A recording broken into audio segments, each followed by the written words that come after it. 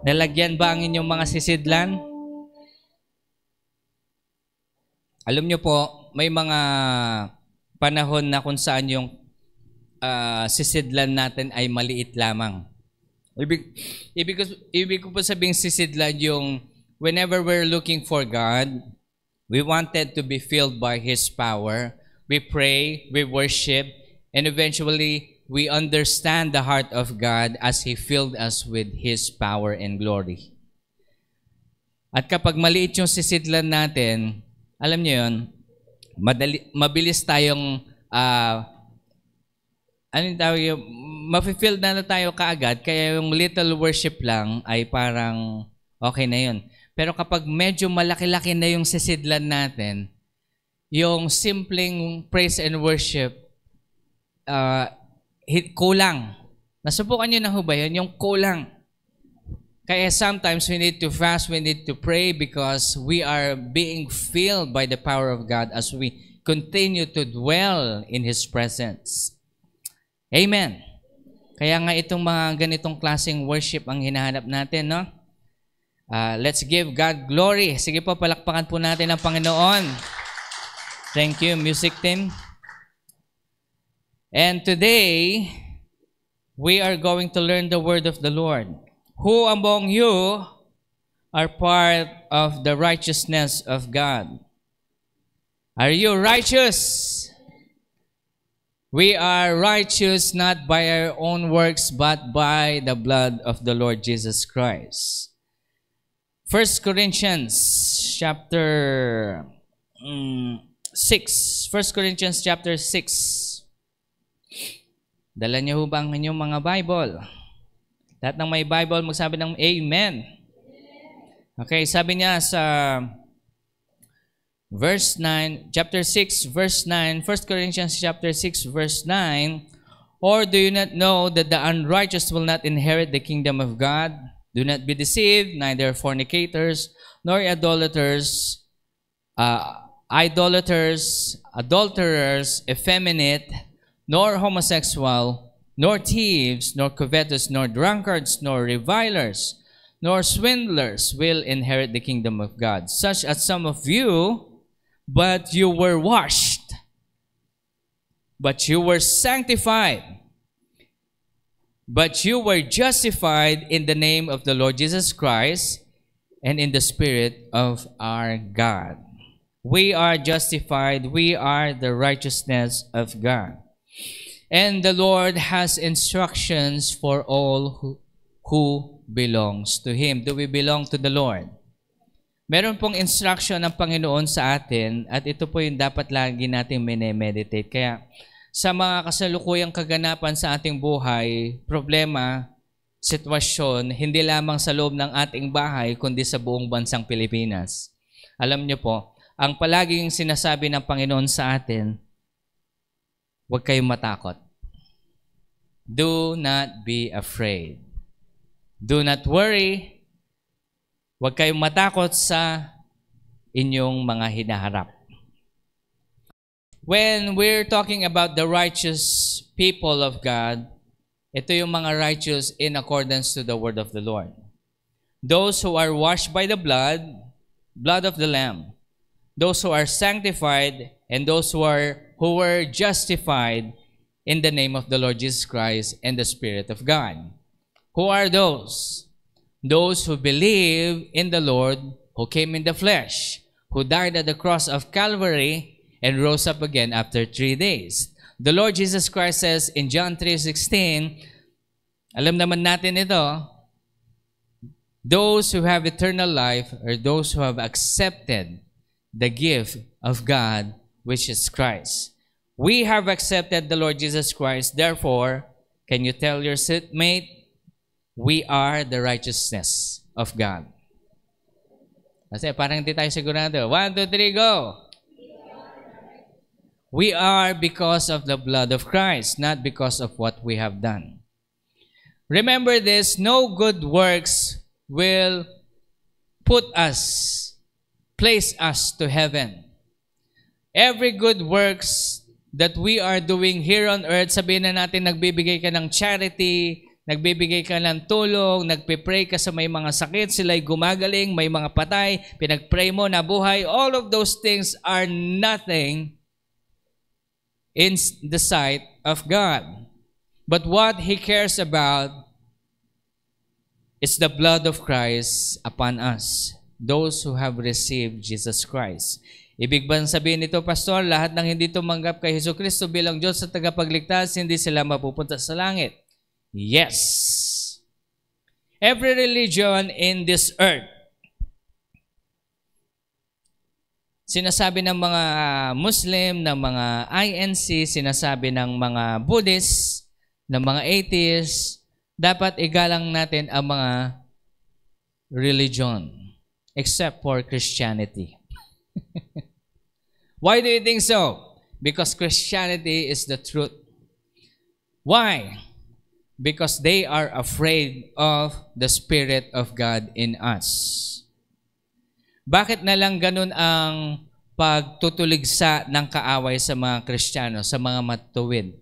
Dahil nasa sa atin po ang katotohanan. Hindi ito katang-isip lamang, pero ito ay nagmamanifest also in the Spirit. No matter where you are, if there is a demon-possessed person, kahit na anong gawin ng Buddhist, kahit na anong gawin ng atheist, kahit na anong gawin ng mga Muslim na ipanalangin ang mga demon-possessed, hindi ito lalabas. Alam niyo po kung bakit? Dahil kakampi. Takot na takot sila sa mga Kristiyano. Those who carry the Spirit of God, that's you and me.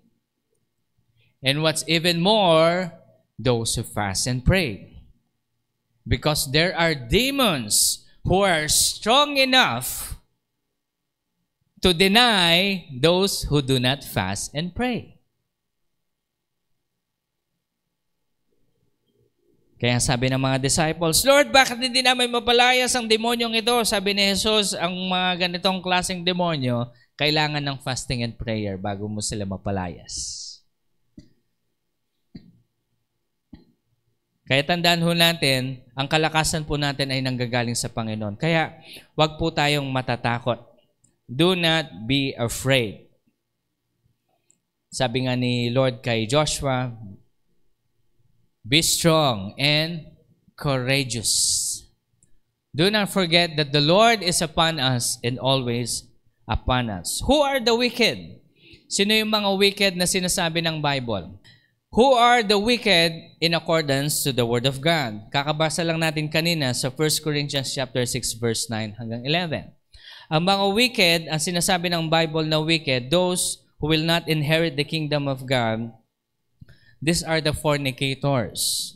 Yung fornicators, ito yung nakikiapid kung kani-kanino. Okay? Yung mga, they love, alam niyo yung mga kaugalan ng mga taga-West na nagbibilang sila ng girlfriend at boyfriend nila at lahat ng mga kinakama nila. Dati, mga lalaki lang, pati ngayon, mga babae na rin. Okay? Kaya good luck sa inyong mga generation. The Lord says they will not inherit the kingdom of God. Who else? Adulterers. May asawa ka na, nakikiapid ka. Sino pa? Mga homosexuals. Sino pa? Mga sodomites. Yung sinasabi ng Panginoon na effeminate. Silais in Tagalog. Mga homosexual. Hindi lamang pumbakla, kundi mga tomboy din. Nagkakagusto sa babae lalaki. Do not be deceived. Sinasabi ng mga LGBT na, we're not hurting anybody. We're just loving ourselves. And no. Think about this.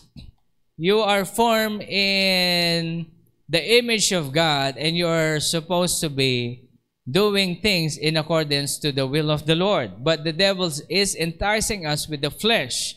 That's why we're doing the things that we're not ought to do. Kaya ang nangyayari dito, we are giving up ourselves. O, tanungin ko po ang bawat isa sa inyo, have you ever been into your sinful nature and then when you have been renewed by the power of the Lord, yung nabago ka talaga, no? Yung totoong nabago, nabago ka talaga, pag binalikan mo yung kasalanan na yun, parang naduduwal ka na at you have no interest. You have no interest at all. And I pray that each one of us will actually experience that. Because that only comes by the power of the Lord. Who are the wicked in accordance to the word of God? Yung mga idolaters, fornicators, adulterers, homosexuals, sodomites, effeminate, yung mga magnanakaw, thieves. Okay? Yung thieves, hindi lang yung mga naghihimasok sa inyong mga bahay, kundi yung mga kumukuha din ng flood control. Hindi na natapos yung flood control na yan. Damay-damay na kung sino daw ang ano. Ano kayang gagawin na? Ito isipin nyo mabuti, no? Isipin nyo mabuti. Lahat may kasalanan. Sino ngayon ang magpo-prosecute? Lahat sila, damay-damay. Kaya nga sabi nung isang congressman na talagang he ran for power because he want to clean all of these things. Dati nag-aano lang siya, nagbablog lang siya. Pero sobrang frustrated talaga ako kaya ako tumakbo. Sabi niya ngayon, ito nangyayari sa ngayon sa bansa natin. Sino magpo-prosecute? Kaya ang kailangan ng Pilipinas, reset button. Shoo! Alam niyo yun? Hindi kailangan ng ibang kulay . We need a complete reset. No? But let's not go into that. But you know what? They are included in the thieves. They will not inherit the kingdom of God. Pastor, pag tumanggap ba sila kahit na maliit lang kasi nakikipaglaro lang sila sa politika? Tingnan nyo ito mabuti, no? Kasi sa politics, pag pumasok ka daw sa politics, kapag hindi ka nakipaglaro sa mga ibang mambabatas, ibig sabihin nakipaglaro, halimbawa, sila ay nagnanakaw, pag hindi ka nakipag-participate sa pagnanakaw, pagkakaisahan ka nila. At pag pinagkaisahan ka nila, ikaw yung dedemanda, gagawang ka ng issue, para ikaw din ay sumama sa kalokohan nila. Kaya ang hirap pumasok sa politiko. No? Mahirap pumasok ang isang matuwid sa politiko. Pero we still have to struggle. Remember that David struggled in his position. Solomon struggled for that position. And many of the evil siblings of Solomon during his time na nakikilaban sa position to the point na, kasi ito, if you're going, ito sa mga politicians na tinawag, makinig kayo mabuti. If you are not ready to die for that calling, it's not for the position. You are called as kings and queens. If you are not ready to die for that position, you do not deserve that position. Pastor, it's easy to say kasi iba yung panawagan mo. No.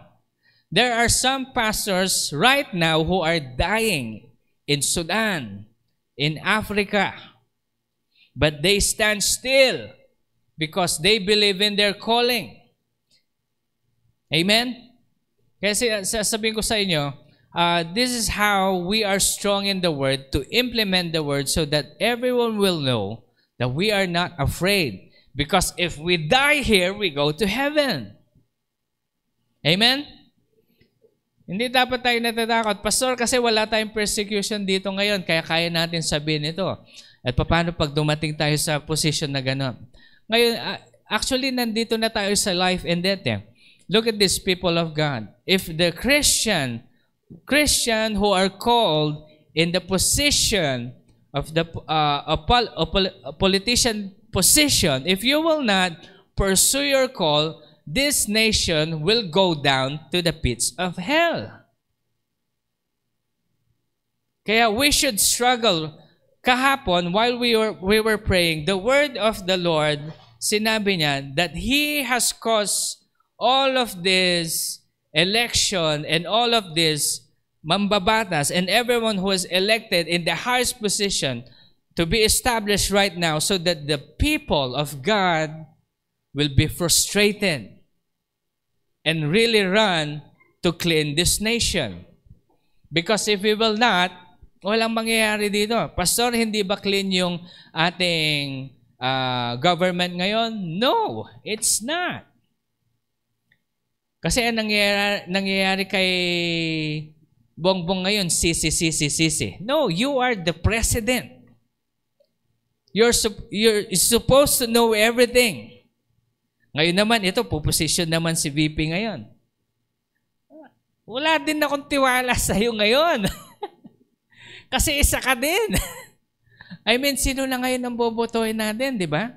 Kasi yung inaay natin dati na okay na sana, lumabas yung mga ngayon, okay na rin sana si Tulfo kasi tumutulong sa mga tao, then eventually, isa rin pala siya. Okay na rin sana, boboto natin yung mga Kristiyano, Eddie Villanueva, ayun pala, pati sila kasama. Oh no! People of God, I am very frustrated. And politicians, Christian politicians, now is the time for you to rise up. Struggle. This is the time to struggle. Because if we will not, kakainin tayo ng mga sugapa, mga greedy na politicians. Kung sino pa yung pinakamaingay, sila yung nasa posisyon. Pero ang sabi ng Panginoon sa atin, mag-ingay din tayo. In the sense is rise. In the sense, hindi ka mag-ingay na puro ka dada. Ibig sabihin, rise up. Pastor, paano tayo mag-rise up? Wala naman tayo, halos hindi nga tayo makapasok sa barangay lang eh. Hindi nga tayo makapasok dahil ang daming gumaganon sa atin. Hindi kayo pwede dyan. But you know what? Yun din yung iniisip ni David when the Lord told him that he will be king. But what happened to David? The crown followed him. All he did was to struggle. Easier said than done. Struggling is not that easy. Kasi yung struggle ni David, hinahabol siya ng mismong gobyerno. Pero ayaw niyang gumanti sa gobyerno. Nakita niyo to, yung heart? Ibig sabihin, hinahabol siya ni Saul, ayaw niyang gantihan si Saul. Because Saul was the anointed of the Lord. He was chosen. Remember, everyone who is in power in this earth, God let it happen for His own good. This is just to stir each one of us to pray for our country. Amen? Wala po akong balak maging politician. Hindi ko sinasabi ito kasi tatakbo ako. Sinasabi ko ito is just to encourage not only you who are sitting here who are called in the politics, but also to those who are watching us. Now, remember this, all of these people will not inherit the kingdom of God. And all of these things, may pangako ang Panginoon. May pangako ang Panginoon sa mga righteous, may pangako ang Panginoon sa mga wicked. Sino yung mga wicked? Ulitin natin, no? Mag-amen kayo pagkasali kayo sa wicked, okay? Baka may mag-amen sa inyo, no? Do not be deceived, fornicators, idolaters, adulterers, homosexuals, sodomites, effeminate, thieves, covetous, drunkards, revilers, extortionists, extortioners, they will not inherit the kingdom of God. And sino yung mag-inherit ng kingdom of God? Those who are washed by the blood of the Lamb. That's you and me. Those who believe in the Lord Jesus Christ and accepted Him as their Lord and Savior. Ngayon, merong instruction ng Panginoon sa lahat ng mga righteous. Ready na ho ba kayo sa instruction ni Lord? Psalms 37. Buksan po natin ating Bible sa Psalms 37. The Lord says, ito. There are a lot of evil that's happening in our country right now, in our world. Hindi lang naman sa Pilipinas, kundi sa buong mundo. Everyone wanted to start a war. Everyone wanted to a piece of land. Everyone wants to be the economic powerful nation. Pero sabi ng Panginoon sa atin, instruction ni Lord, Do not fret because of evildoers. Anong ibig sabihin ng fret? Yung constantly anxious ka, constant kang nag-aalala. Do not fret because of evildoers. Do not be envious toward evil wrongdoers. Ang promise ni Lord, do not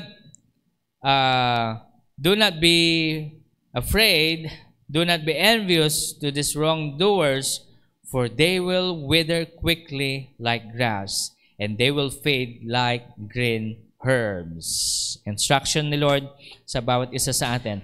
Alam niyo po yung instruction ng Panginoon, mag-i-start yan sa himay-himayin natin. Alam ko po, 40 verses. Pero hindi natin siya babasahin lahat. But I want you to meditate this passage within this week. Amen po ba? Lahat ng mag-meditate, magsabi ng amen? Okay. Hallelujah. So, verse 3, sabi niya, instruction for the righteous. Trust, rely, and have confidence in the Lord, and do good. Dwell in the land and feed securely on His faithfulness. Trust in the Lord. Trust in the Lord. Yung confidence ng pagtitiwala sa Panginoon ay parang ganito. Ito yung trust na sinasabi ni Lord, no? Hindi ito yung, halimbawa, nananalangin ka ng kagalingan. Makinig kayo, ha? Nananalangin ka ng kagalingan. Ang trusting kay Lord, sige, ano yung trusting kay Lord? Na ikaw ay, pagagalingin ni Lord. Tama? Yun yung happy ending. Tama? Pero yung sad ending, hindi ka gagaling. Ang trust in the Lord is whatever the Lord decides, you will still be glad. Yun ang trusting in the Lord. Yun yung confidence in God. Ulitin ko, kasi ang iniisip natin, trust in the Lord. He will heal us. He will heal our diseases. And what if God did not heal our diseases? Ay, hindi totoo si Lord. Ano nangyari sa'yo? Nawalan ka ng tiwala. Tingnan natin si Job. When he lost everything, he says, the Lord gives and the Lord takes away. Blessed be the name of the Lord. Whatever outcome, Lord, I will still trust you. Now think about your problems. Easier said than done na naman, Pastor. Madaling sabihin, pero mahirap gawin. Ano po ang pinapanalangin natin sa Panginoon ngayon? Ano yung pinapanalangin natin sa Panginoon ngayon? Ayan. Isipin niyo mabuti, no? Handa na ba kayong sagutin niyan ni Lord ng happy ending or sad ending? Ayan. Do you trust? Ang question ko ngayon, do you really trust God? Do we really trust the Lord in whatever outcome? Now, that is what we call true trusting in the Lord, is having confidence in God in whatever outcome na hihingin natin sa Panginoon. Pero kasi, makinig kayo mabuti, alam ng Panginoon yung puso natin. God knows the deepest part of our hearts, whether your faithfulness and your trust in Him is true. And if you truly trust Him, ito yung magiging respond natin. Lord, pag pagagalingin mo ako, praise the Lord. Pag hindi mo ako pagagalingin, praise the Lord. Praise the Lord pa rin. Lord, pag ito lang yung reason ko para mabuhay is to get sick, praise the Lord. Pero alam niyo po yung sabi ni David, Lord, Anong gagawin mo sa taong may sakit? Ano ang gagawin mo? Ano ang may impart ng taong may sakit sa iyong kaharian?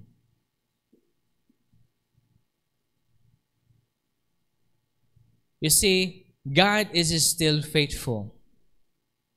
Though we may not receive it today, surely the Lord promised it will come.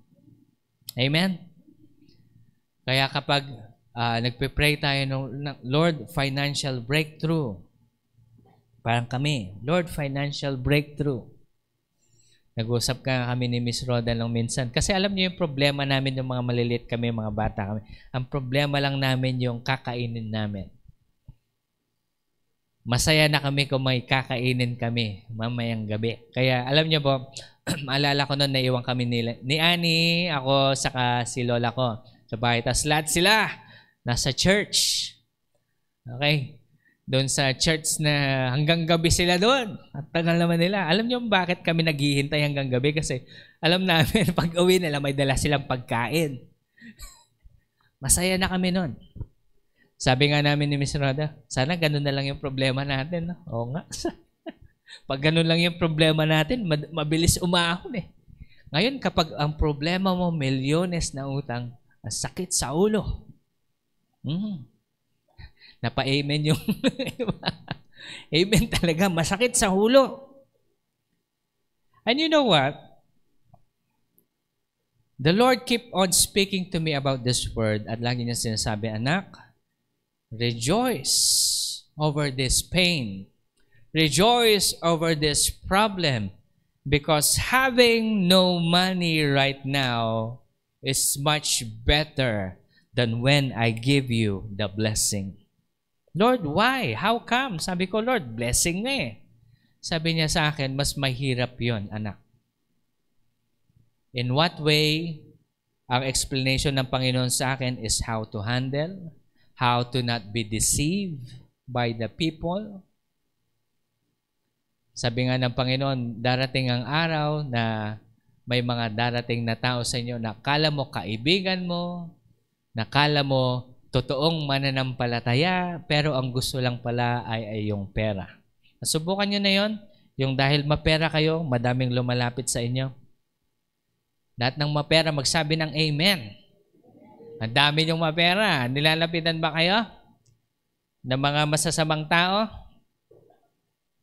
Alam niyo yung ganyan. Pero you know what? This is the instruction of the Lord to all of us. Trust in Him. Whatever outcome, you will still bless the name of the Lord. Amen? Think about your problem right now. Sabihin niyo sa Panginoon, Lord, whatever outcome. Come on, 1, 2, 3, go. With all enthusiasm, parang wala kayong tiwala kay Lord eh. Salamat sa tatlong may tiwala kay Lord. Sabi natin ulit, 1, 2, 3, go. Lord, whatever outcome, I will trust you.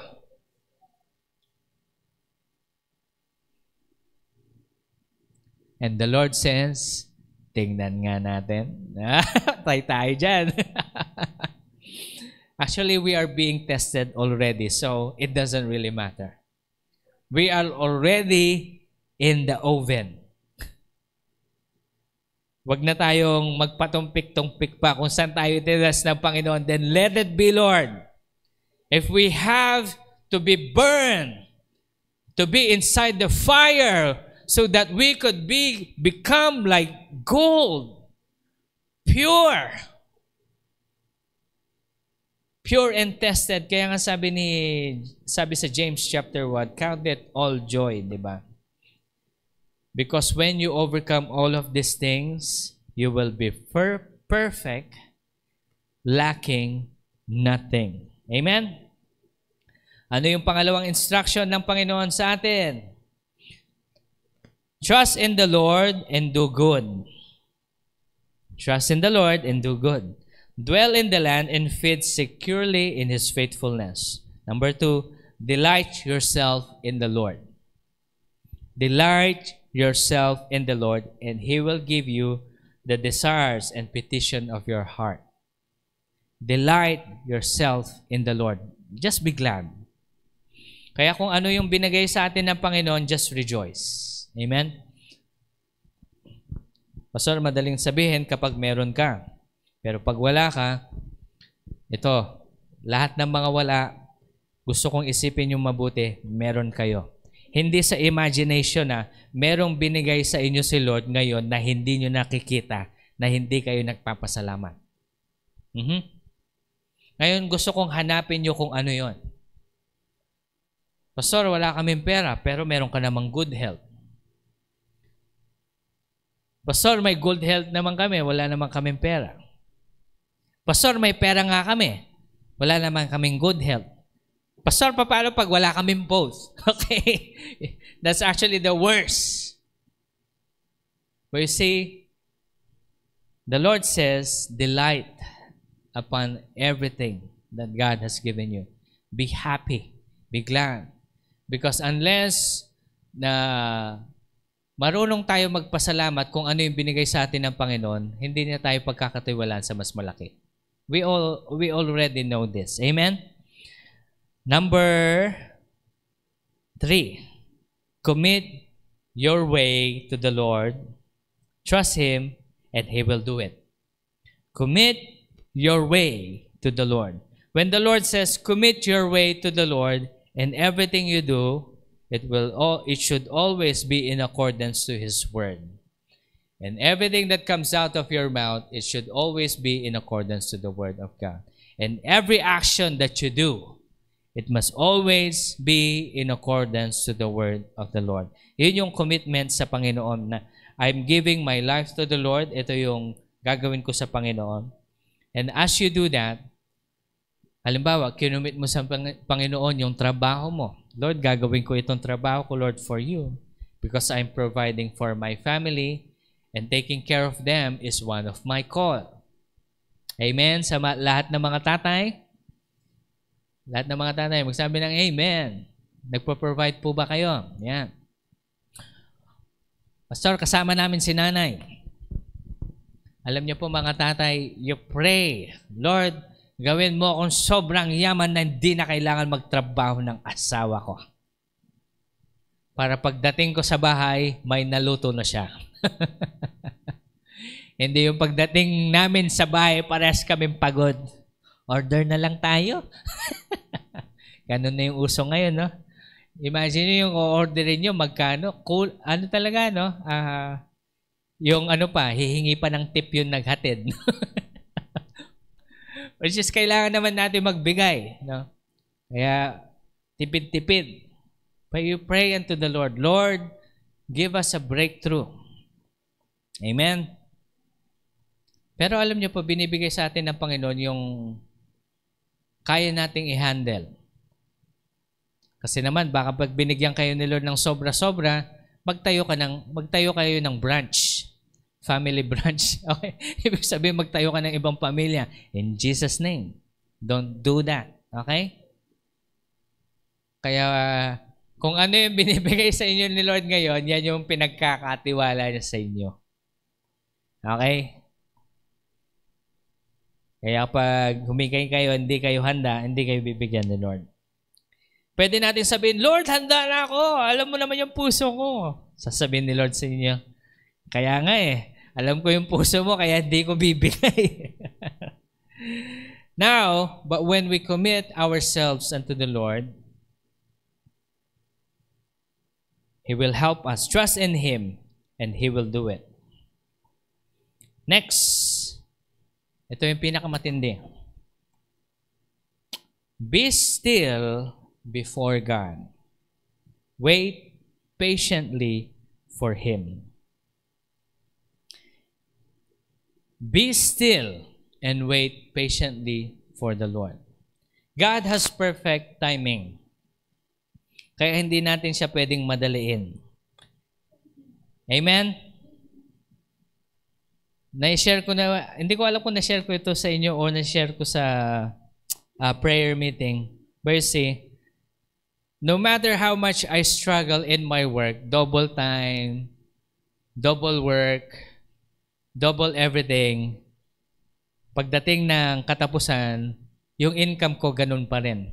Akala ko, baka siguro, coincidence lang. Another month, trinay ko.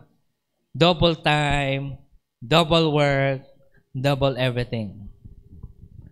At the end, siguro mga 5 days before the end of the month, sabi ng Panginoon sa akin, "Son, what are you doing?" "Working hard, Lord. It's all for your glory." Alam niyo, sabi sa akin ng Panginoon, "You are doing things anxiously." Ano sabi ni Lord? Do not fret. Anxious about the future. Sabi niya sa akin, do your work with a peace in your heart, knowing and trusting the Lord that He will provide. Kasi alam niyo po, within those 2 months of struggle, double time and double everything, yung kinita ko, nung hindi ako nagmamadali, nung kinita ko, nung hindi ako nagdo-double time, ganun pa rin sa nag-double time ako. Alam niyo, sabi ng Panginoon sa akin, instead na nagpapagod ko sa ganyan, spend your time with me and I will bless you. So I did. I relaxed. Baka na kayo mabuti. Conviction ko ito. Okay? Baka gayahin niyo, sabi ni Pastor, relax. Baka naman magre-relax yung iba sa inyo sa bahay. Sasabihin ng mga asawa niyo, asan yung sweldo mo? Nasisante ako kasi sabi ni Pastor, mag-relax. Wag niyong i-misinterpret kasi ako, business yun sa akin eh. Ako yung boss ko. Okay? Kayong mga empleyado, wala kayong karapatan mag-relax. Okay? Ibig ko po sabihin dito is, when you relax in the presence of the Lord, your trust is with Him. Not relying on what your hands can do, what your effort can do, not on your skill, not on other people, not on your community or whatever not, but your full reliance is upon God. Amen. Sabihin natin, the Lord will provide. Salamat sa tatlong nagtitiwalang magpo-provide si Lord. Okay, 1, 2, 3, go! Yes, He will provide because that is His promise.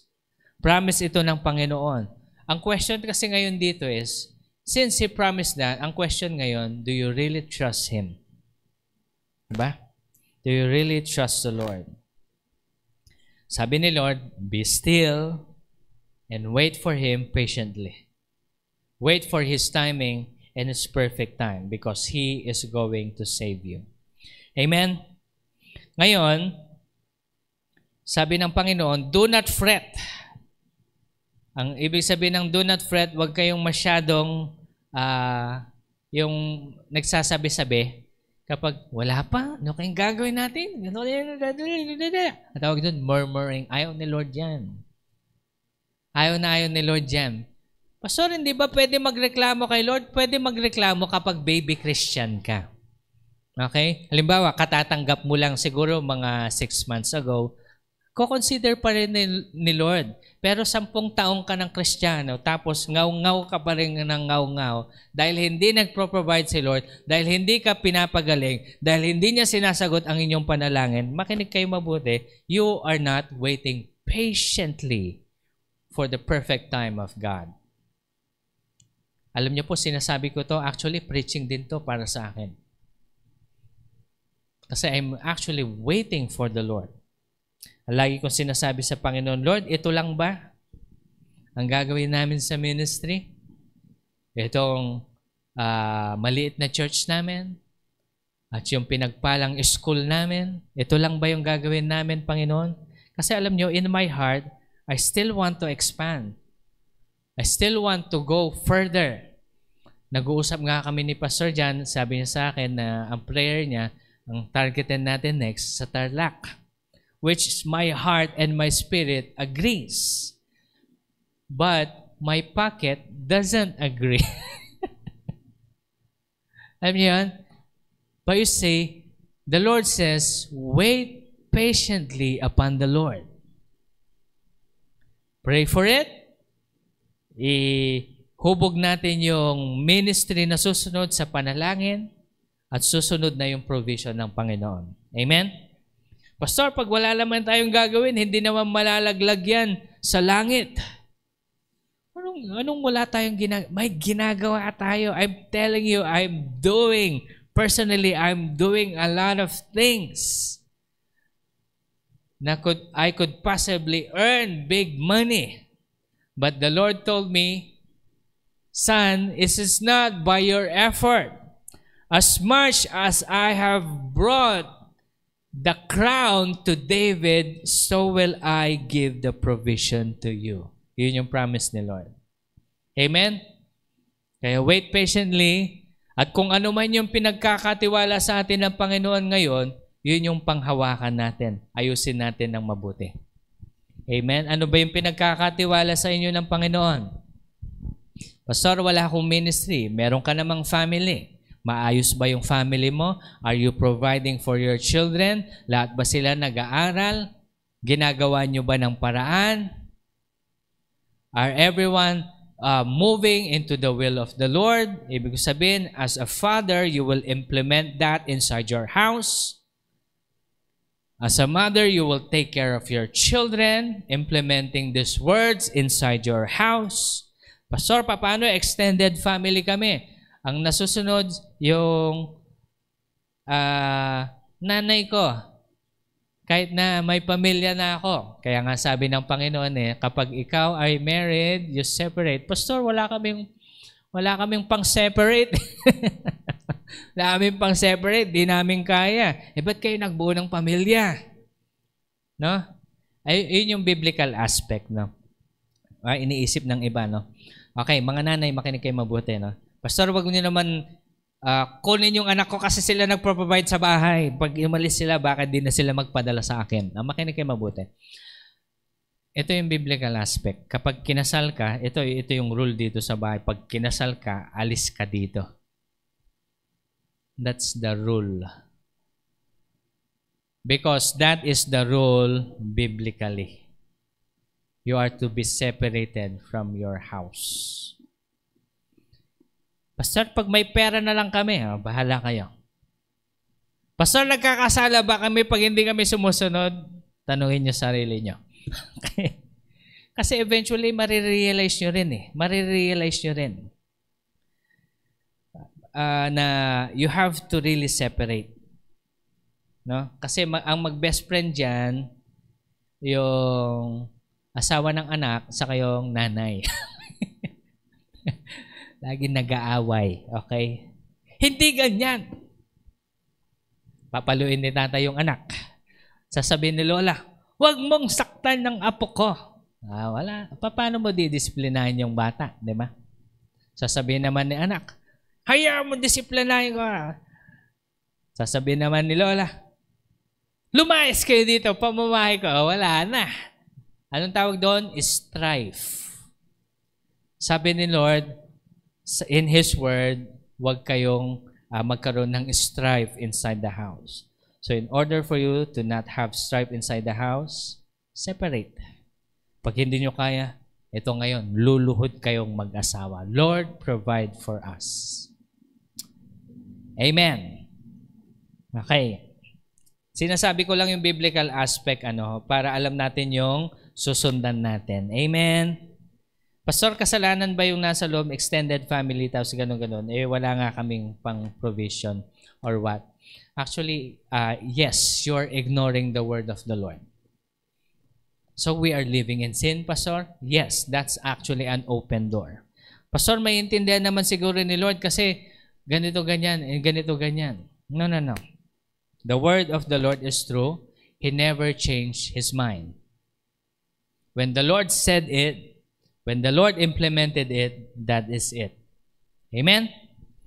So, wag nating itataliwas yan. Okay? Sabi ng Panginoon sa atin, do not fret, do not whine, because wag tayong magngangaw-ngaw. Ito yung nangyayari kasi sa most of us, no? Sabi ni Lord sa verse 7, be still before the Lord and wait patiently for Him, and entrust yourself to Him. Do not fret, whine, or agonize because of him who prospers in his ways, because of a man who carries out wicked schemes. Look at this. Huwag kayong mainggit sa mga mayayaman. Okay? Hindi ko nilalahat, no? Pero kasi, alam niyo po, huwag kayong maiinggit sa mga mayayaman, lalo na yung mga nasa taas ngayon. Alam niyo, may mga nagsasabi na, halimbawa, ito, makinig kayo, isang example, no? Sabi nila na si Elon Musk, noong bata pa lang siya, naka-invent siya ng isang program na nabenta niya. When he was 8 years old, nabenta niya ng $500. And that was his first success, sabi sa kanyang story. But you know what? No. It's not because of his skill. It's not because of his talent. Yes, he is talented about technology, but he is placed there by the elites. He is a part of this what we call Illuminatis. Naniniwala ka ba doon, Pastor? Yes, they are true. Kasi hanggat hindi ka magiging parte ng ganon, you cannot be in the highest elite position. Dati ina-admire natin si Mark Zuckerberg na siya nag-invent ng Facebook, pero ang totoo, hindi naman talaga siya ang nag-invent. Ang nag-invent ito yung mga kaibigan niya na kinuha niya lang. Actually, binayaran niya yung mga kaibigan niya, so sa kanya na yun. No? So, sa kanya nag-develop. So because of his knowledge, and also because the devil positioned him there. Ganun ba yun, Pastor? You have to be working for the devil for you to be in the position of highest money? Yes, actually that's true. Makinig kayo mabuti. When I was my old self practicing witchcraft, kasi yung mga demonyong nakikita ko noon, kaya nilang hawakan yung mga physical na bagay. Halimbawa, yung mga kaibigan namin hindi naniniwalang meron kaming nakikitang espiritu. Itong demonyo ngayon to, itataas niya yung baso, itataas niya yung, alam niyo yun, yung parang, syempre kami lang nakakita sa demonyo, yung normal na tao hindi nakakita. Tapos yung baso. So napag-isip-isip ko, sabi ko, utusan ko nga itong demonyo to. Sabi ko, lapit ka nga dito, sabi ko, bakit di mo ako pangkuha ng madaming pera kasi kailangan ko ng pera, sabi ko sa kanya. Alam niyo, sabi sa akin ng demonyo, okay? Sabi sa akin ng demonyo, bago kita bibigyan ng pera, ano yung kapalit? May kapalit na hinahanap. Anong ibig mo sabihin kapalit? Alila kita eh. Sabi ko, kuha ka. Sabi ko, hindi. Sabi niya, that doesn't work that way. Sabi niya, in the spirit realm, every wealth in this earth may kapalit. Sabi niya. So it's true. So alam nyo, sabi sa Bible, huwag tayo maniwala sa demonyo. Okay? Kasi kausap ko demonyo nun. Hindi pa po ako Kristiyano nun. Ano? Pero alam nyo po, napansin ko, bago ka mapunta dun sa pinaka-highest position of wealth, kailangan mo lang may maagarabyado na ibang tao. Madami ring matatalinong Pilipino katulad ni Mark Zuckerberg at ni Elon Musk. Alam niyo po yung unang nag-create ng tubig na ginawang gasolina? Pilipino.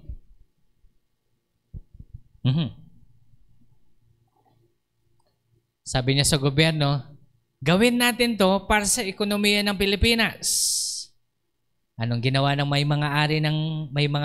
may-ari ng gas station? Pinapapatay siya. So, ang ginawa niya, binenta niya sa ibang bansa. Sino ang nakinabang? Ibang bansa. Nakikita niyo to? It doesn't matter how bright you are. If the elite people will not place you in that position, you will not have money. Sabi ko po sa inyo, I am in the video kind of business nga. Alam niyo po, napansin ko sa YouTube, kapag ikaw ay nagtuturo at tumutulong sa tao, binababa ni YouTube yung views mo. Kapag ikaw ay nagpipreach, wala kang views. Ito, kahit na anong advertise ko dito sa video natin, hindi talaga. Madami akong kakilalang sikat at magagaling na preacher, pero yung views nila nasa pinakamagaling na to, At nasa Amerika na sila ngayon, ang pinakamataas na views niya lang is around 1,000. That's it. Pag yung educational yung tinuturo mo, binababa ni YouTube. Pero makinig kayo, pag yung tinuturo mo, puro kalokohan, issue, chismis, tinataas ni YouTube yan. Horror, tinataas ni YouTube yan. Kasi laging may kapalit. Kailangan mo nang may maagarabyado bago sila yayaman. Nag-gets natin? Pastor, paano tayo payayamanin ni Lord? Kaya ang wealth natin is coming from God. Because when the Lord gives us, He doesn't add sorrow to it. Amen? Tingnan nyo yung mga mayayaman ngayon. Mayaman nga sila. Madami silang nakulimbat sa buong bansang Pilipinas. Pero tingnan nyo naman sila ngayon. Ang sakit ng ulo. Wala na silang ibang ginawa kundi sa Senate hearing. Kaya nagsawa na ako eh. Lord, bahala ka na dito. Nakita ko talaga, hindi talaga ako tinawag sa politics eh. I don't want to hear this trash. But Lord, we're still praying for the Philippines. Kaya sabi ng Panginoon sa verse 7, do not fret, whine, or agonize because of the one who prospers. Okay?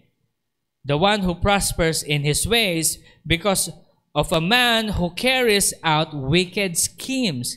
There will be always wicked schemes in order for the people to be rich. Not unless yung richness natin ay manggagaling sa kaharian ng Diyos. Amen? Kasi wag po kayong mabahala kasi may mga mayayaman ding Kristiyano. Lahat ng mayayaman magsabi ng, okay, yun yung totoong mayaman, yung mga nag-amen. Okay? Yung iba na bigla, ano na? Wala na, nahuli na kayo, hindi ko nahulitin. Alam niyo po, kasi yung wealth na manggagaling sa Panginoon, He adds no sorrow to it. Kaya you wait upon the Lord patiently because He will give it to you in His perfect time. Madami po akong kakilalang mga Kristiyano din, totoong Kristiyano na totoong mga millionaire din. Okay? They trust in the Lord with all of their hearts. Sinasabi nila palagi kahit na mawala ito. Basta importante, may pananampalataya ako sa Panginoon. Pero alam nyo, alam mong totoo silang mayaman eh. Kasi yung totoong mayaman, pag nagdamit yan, damit mahirap. Sabi, ito lang yaman-yaman mo, lalabas ka sa Mercedes, ganyan yung suot mo, okay lang. Sabi, ayoko ipaalam sa mundo na mayaman ako. Sabi. Bakit? Mahirap na, sabi niya. Kasi safety din ng mga anak ko, sabi niya. Para ano, ganun ba, sabi ko. That's, tayo naman, wag tayong, kaya yung mga iba, wag na kayong magdamit ng ng mga, anong tawag, branded. Kasi kapag nag-suit kayo ng branded, halatang mahirap kayo eh. Halatang wala kayong pera eh. Kaya yung mga okay lang, okay na. Lahat ng mga nag-okay dyan, di ba? Okay lang. Okay, panalo na. Nasa nagdadala naman yan. So yan. Kaya alam nyo po, sabi ng Panginoon, huwag kayong mainggit. Okay? Huwag kayong mainggit sa mga mayaman. Huwag kayong mainggit sa mga malalaking bahay. Dahil sigurado ako, kapag hindi sila Kristiyano, meron silang inagarabyado. Meron silang naloko. There's always evil scheme. Pastor, may evil scheme ba yung si Elon Musk, sila Mark Zuckerberg, Jeff Bezos, sino pa ba yung mga mayayaman sa Amerika? Meron sila. Kasi part sila ng mga, ang tawag mo dito, yung human trafficking. They're saying na tinutulog sa namin yung mga human trafficking. No, they are apart. They are apart. Kaya pag naniniwala kayong dalawang faction yan, ibig sabihin napapaikot nila kayo sa kamay nila. Pero magkakampi ang mga yan. Kaya huwag kayong maniniwala. And the Lord says, hindi niya, He will not let the wicked go unpunished. Amen? So verse 8, sabi niya, cease from anger and abandon wrath. Do not fret. Sabi mo sa katabi mo, do not fret. Huwag kayong maging anxious, huwag kayong mag-whine or anything else.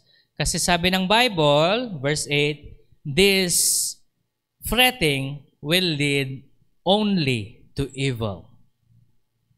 Ang pag-aalala at constant kang anxious about your problem, this will only lead to evil. Amen? Kaya nga sabi ng Panginoon, rejoice. Amen? Ngayon, bibilisan natin ng konti. Sabi niya sa verse 9 hanggang 22, these are the rewards and the judgment of the righteous and the wicked. Kaya i-meditate po natin yan, no, sa 9 hanggang 22. Pero gusto ko lang pong emphasize, paano mo malalaman na you are practicing righteousness of God. Verse 21, tingnan niyo po sa verse 21. Ano ho? Basahin natin. The wicked borrows and do not pay back. But the righteous is gracious and kind and gives. Okay. Ano ibig sabihin nun? Kapag umutang kayo, magbayad kayo. Kasi righteous kayo. Amen? Pastor, yung mga hindi nagbabayad ng utang, hindi sila righteous. Yes, they are wicked. Kaya wag mo sasabing mong tinanggap mo si Jesus Christ tapos kapag umutang ka, hindi ka nagbabayad. Okay? Kaya magbayad tayo. Pastor, wala kaming pambayad. Paano yan? Kaya doon tayo luluhod sa Panginoon. Amen? Now, and the rest of the verse, gusto ko na lang i-meditate po natin ito because ito yung binasa natin kanina sa opening. So, verse 23. Basahin natin for the last time na bago tayo po magtapos. Sabi niya dito, the steps of a man are established by the Lord, and He delights in His way. When he falls, he will not be hurled headlong, because the Lord is the one who holds his hand. Amen? I have been young, and now I am old. Yet I have not seen the righteous forsaken, or his descendants begging bread. All day He is gracious and lends. All day He is gracious and lends. All day He is gracious and lends. And His descendants are a blessing.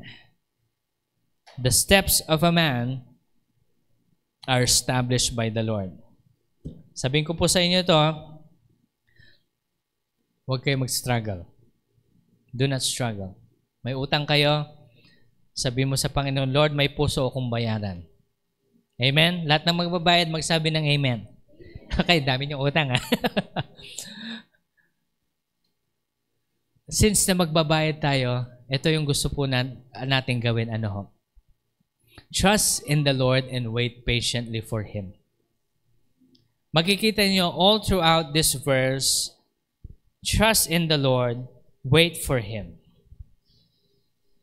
He always says, He will punish the wicked and bless the righteous.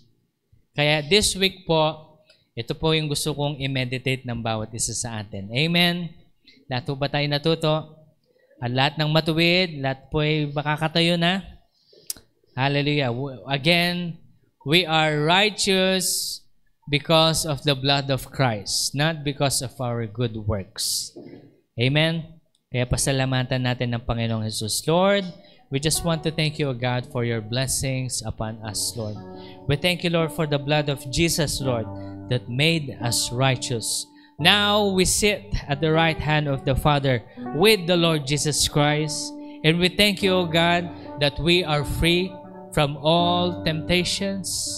We are free from all sins. We are free from all sickness. We are free from all debts. Lahat ng utang namin, Panginoon, ay mababayaran. Lahat ng aming sakit ay ito ay gagaling. Lahat ng aming mga kailangan, Panginoon, Ikaw po ang mag-provide. Kaya Lord, marami pong salamat dahil Ikaw ay tapat. Today, O God, we just want to thank you and bless your name. We give you our praises. In Jesus' name we pray. Amen and amen. God bless you all po. Magandang umaga po sa bawat isa.